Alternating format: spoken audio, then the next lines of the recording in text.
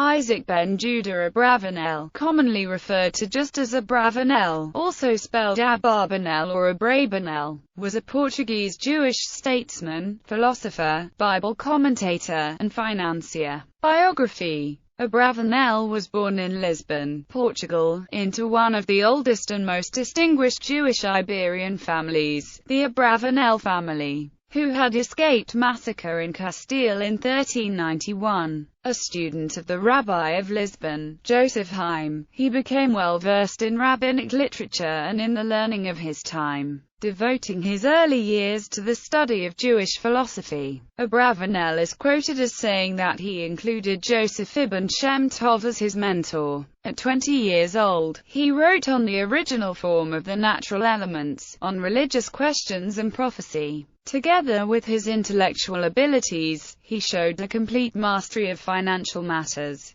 This attracted the attention of King Afonso V of Portugal, who employed him as treasurer. Notwithstanding his high position and the great wealth he had inherited from his father, his love for his afflicted brethren was unabated. When Exile, in Morocco, was captured by the Moors, and the Jewish captives were sold as slaves, he contributed largely to the funds needed to free them, and personally arranged for collections throughout Portugal. He also wrote to his learned and wealthy friend, Vitalinissimo da Pisa, on behalf of the captives. After the death of Afonso, he was obliged to relinquish his office, having been accused by King John II of connivance with the Duke of Braganza, who had been executed on the charge of conspiracy. Abravanel, warned in time, saved himself by a hasty flight to Castile in 1483. His large fortune was confiscated by royal decree. At Toledo, his new home, he occupied himself at first with biblical studies, and in the course of 6 months produced an extensive commentary on the books of Joshua, Judges, and Samuel. But shortly afterward he entered the service of the House of Castile. Together with his friend, the influential Don Abraham Sr. of Segovia, he undertook to farm the revenues and to supply provisions for the royal army, contracts that he carried out to the entire satisfaction of Queen Isabella. During the Moorish War, Abravanel advanced considerable sums of money to the king. When the banishment of the Jews from Spain was ordered with the Alhambra decree, he left nothing undone to induce the king to revoke the edict. In vain did he offer him 30,000 ducats. With his brethren in faith he left Spain. He went to Naples, where, soon after, he entered the service of the king. For a short time he lived in peace undisturbed, but where the city was taken by the French,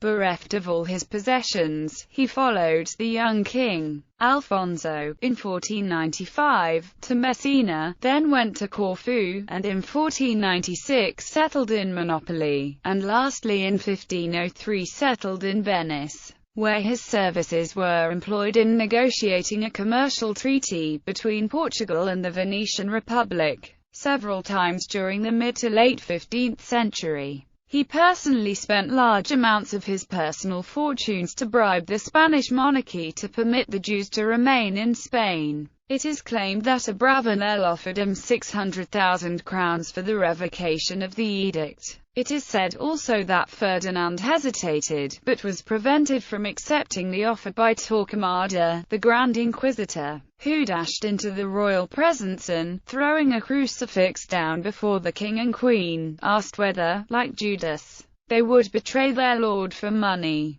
In the end, he managed only to get the date for the expulsion to be extended by 2 days. He died in Venice in 1508 and was buried in Padua next to Rabbi Judah Mins, rabbi of Padua. Owing to the destruction of the Jewish cemetery there during the siege of Padua in 1509, his grave is now unknown. Works. Abravanel wrote many works during his lifetime which are often categorized into 3 groups: exegesis, philosophy, and apologetics. His philosophy dealt with the sciences and how the general field relates to the Jewish religion and traditions, and his apologetics defends the Jewish idea of the coming of the Messiah. Abravanel's exegetic writings were different from the usual biblical commentaries because he took social and political issues of the times into consideration. He believed that mere commentary was not enough, but that the actual lives of the Jewish people must be deliberated on as well when discussing such an important topic as the Bible. He also took the time to include an introduction concerning the character of each book he commented on, as well as its date of composition, and the intention of the original author, in order to make the works more accessible to the average reader. Christian scholars appreciated the convenience of Abravanel's commentaries, and often used them when preparing their own exegetical writing.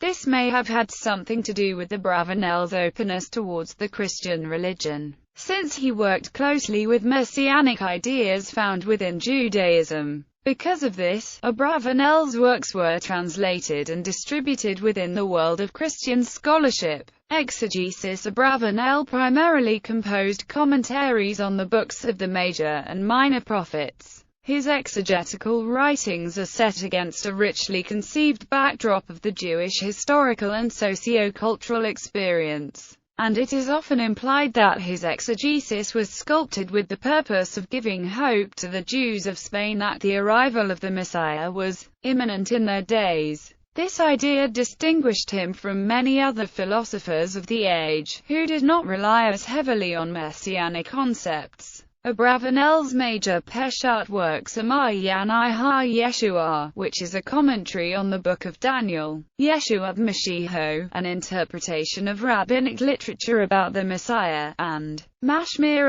Yeshua, a commentary on the Messianic prophecies in the prophetical books. These three books are considered the separate parts of a larger work entitled Migdal Yeshua. His commentaries are divided into chapters, each of which is preceded by a list of questions or difficulties that he sets out to explain over the course of the chapter. Not only did this make it easier for scholars to find the answers they were looking for, but these lists of difficulties aided the average student in studying Abravanel's work. In his commentary on the Pentateuch, these questions have no fixed number, sometimes amounting to over 40, but in his commentary to the prophets he limits himself to 6. Abravanel rarely forayed into the world of grammatical or philological investigation in the vein of Abraham ibn Ezra or David Kimhi before him, instead focusing on a content-based investigation of the scripture at hand. Occasionally Abravanel digresses from the subject under discussion, particularly in his commentary on the Pentateuch. His style and presentation is prolix and often repetitive.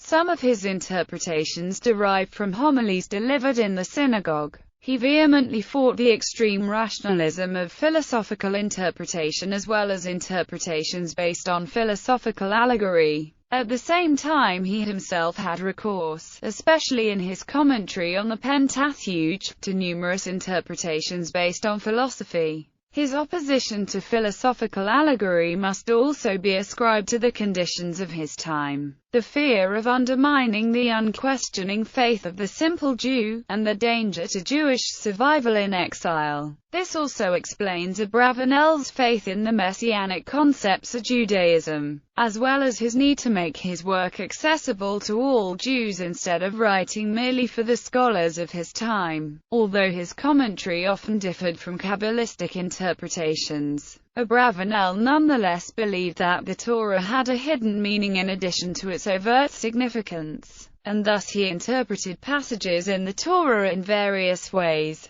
His commentary to Deuteronomy chapter 25 verse 5 demonstrates both his knowledge and endorsement of Kabbalists and Kabbalistic understanding of Scripture. Side by side with philosophical concepts he gives the way of the Torah, i.e., the moral and religious tenets to be derived from the text. He quoted extensively from the Midrash, but allowed himself to criticize his source when, in his view, it did not accord with the literal meaning of the text. He explains, "I shall not refrain from pointing to the weakness inherent in their statements where they are homiletical in nature and are not accepted by them as authoritative." Overall, Abravanel's exegetical writings are notable for the following three distinctions: his comparison of the social structure of society in biblical times with that of the European society in his day. He had wide recourse to historical interpretation, particularly in his commentaries to the major and minor prophets and to the Book of Daniel,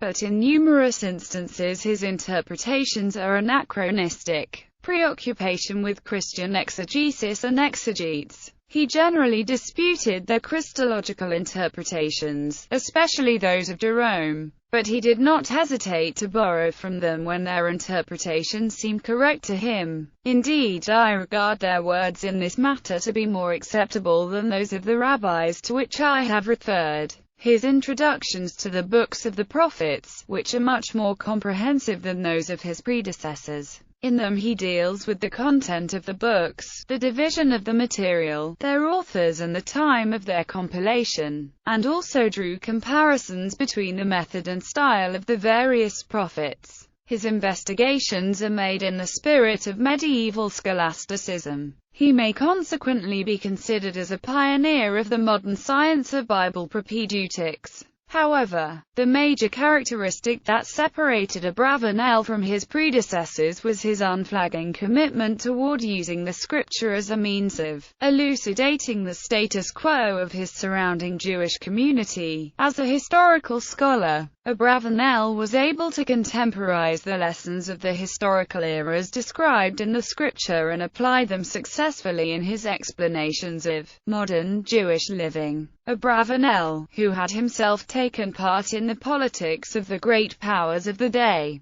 believed that mere consideration of the literary elements of scripture was insufficient, and that the political and social life of the characters in the Tanakh must also be taken into account. Due to the overall excellence and exhaustiveness of Abravanel's exegetical literature, he was looked to as a beacon for later Christian scholarship, which often included the tasks of translating and condensing his works. Philosophy. Abravanel's Jewish predecessors in the realm of philosophy did not receive the same tolerance at his hands as the Christians did. Men like Albalag, Palkara, Gersonides, Narbonai, and others were denounced by Abravanel as infidels and misleading guides for assuming a comparatively liberal standpoint in religio-philosophical questions. Abravanel was essentially an opponent of philosophy, despite his authority on the subject, because his entire understanding of the Jewish religion was based on God's revelation in Jewish history. There is a common misconception that Abravanel agreed with Maimonidean views, while sometimes their ideas matched up. Most of Abravanel's thoughts strongly disagreed with those of Maimonides. A characteristic instance of his vacillation is afforded by his most important religious work, the Rosh Hashanah, based on Kant. IV. 8. This work, devoted to the championship of the Maimonidean 13 Articles of Belief against the attacks of Crescas and Albo, ends with the statement that Maimonides compiled these articles merely in accordance with the fashion of other nations, which set up axioms or fundamental principles for their science. However, he holds that Judaism has nothing in common with human science, that the teachings of the Torah are revelations from God, and therefore are all of equal value, that among them are neither principles nor corollaries from principles. Abravanel agrees and supports some of Maimonides' ideas. However, he assails Maimonides' conception that the prophetic visions were the creations of imagination. Abravanel will not hear of this explanation, even for the back hole of the Talmud, which, according to him, was a veritable voice made audible by God, a miracle, in fact. In like manner Abravanel exceeded all his predecessors in combating Maimonides' theory of the heavenly chariot in Ezekiel, and Commentary on the Guide for the Perplexed, Part 3, 71-74. Apologetics. Abravanel felt deeply the hopelessness and despair which possessed Spanish Jews in the years following their expulsion from Spain, and set to himself, therefore, to champion and strengthen their Messianic belief.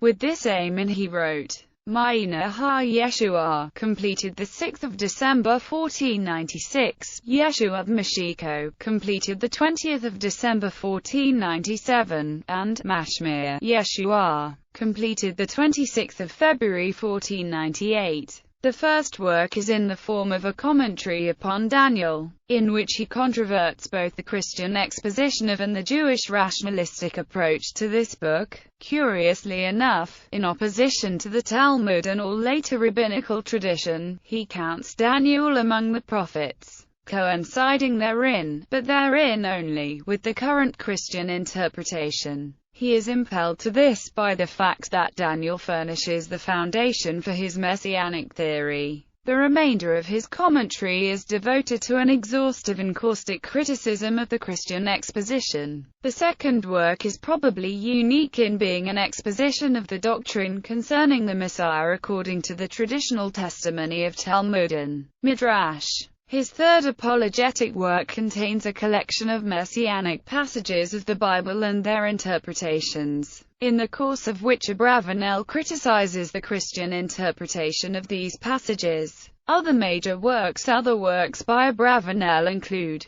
The Crown of the Ancients, The Pinnacle of Faith, The Wellsprings of Redemption, in the form of a commentary on Daniel, The Salvation of His Anointed, Yeshua of Mexico, The Herald of Salvation, in which are collected and explained all the messianic texts, Inheritance of the Fathers, The Forms of the Elements, New Heavens, Deeds of God, Assessment of His Works. Ironically, according to historian David Bryan Davis, Abravanel played a pivotal role in providing the conceptual basis for black slavery. The great Jewish philosopher and statesman Isaac ben Abravanel, having seen many black slaves both in his native Portugal and in Spain, merged Aristotle's theory of natural slaves with the belief that the biblical Noah had cursed and condemned to slavery both his son Ham and his young grandson Canaan. Abravanel concluded that the servitude of animalistic black Africans should be perpetual. It is most unfortunate that blame for a racist curse, that is, for singling out blacks as the only people the Bible condemns with slavery, has been linked in modern times with a series of anti-Semitic mythologies that have also wrongly pictured Jews as the main traders in slaves across medieval Europe and then as the dominant force behind the transatlantic African slave trade to the New World. Schorsch and other scholars, such as David M. Goldenberg, point out Abravanel's comments on the Book of Amos as indicating very humanistic sentiments. Abravanel responded with unconcealed anger to the comment of a 10th-century Karaite from Jerusalem, Yefet B. Ali, on the issue of black promiscuity. Yefet had interpreted a biblical verse to refer to black women as being promiscuous and therefore no one knows who his father is. Abravanel: I don't know who told Yefet this practice of promiscuity among black women, which he mentions. But in the country of my birth, Portugal, I have seen many of these people and their women are loyal to their husbands unless they are prisoners and captive to their enemies. They are just like any other people. Schorsch argues that concerning Abravanel's views about the connection between slavery and the curse of Ham, Abravanel was influenced by the writings of his contemporaries and predecessors, including Christian and Muslim writers, as well as the culture around him, and was hardly considered unique in his views. Abravanel's commentary on Amos chapter 9 verse 7 and other writings, argues Schorsch, show the complexity of Abravanel's views of blacks. Abravanel's conflicting passages regarding blacks were written at different times and addressed different realms of discourse. the one abstract myth, the other actual living blacks. Shaw shows how contemporary travel books described Ethiopians as barbarians, stealing each other's children to sell to Muslim foreigners. Hence, the many statements that Ethiopians engaged in relations with their siblings or parents. In this view, families, a cultured product, would not have been known to primitives who lived like animals. Yet Abravanel dismissed all these derogatory notions when defending the behavior of actual blacks living in Portugal. The widely circulating Abravanel's response to the Alhambra Decree is a literary invention in a fictional work, The Alhambra Decree by David Raphael. It bears no relation to Abravanel's actual thoughts and ideas.